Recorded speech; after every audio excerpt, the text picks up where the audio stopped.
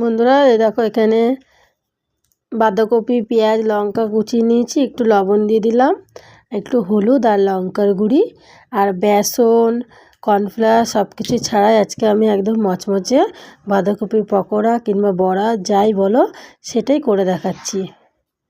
লবণ হলুদ দিয়ে ভালো করে চটকে একটু নরম করে নিয়েছি। আর এই দেখো এখানে নিয়েছি ময়দা, 1 বাটি ময়দা নিয়েছি।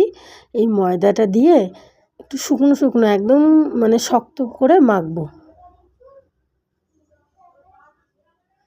দেখো মাখাটা পুরো রেডি আমার, দেখে বুঝতেই পারছো একটু শক্ত হয়েছে। কড়াইতে তেল গরম করে যে এক এক করে ভেজে নেব, রেডি হয়ে যাবে আবার মুচমুচে বাঁধাকপির পকোড়া। ভাতের সাথে বলো, চায়ের সঙ্গে বলো, মুড়ির সঙ্গে বলো, সব কিছুর সাথেই খেতে কিন্তু খুব সুন্দর লাগবে। তোমরা একবার হলে ট্রাই করতে পারো।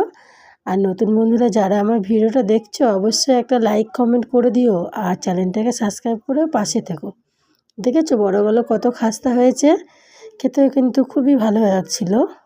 তোমরা ট্রাই করতে পারো।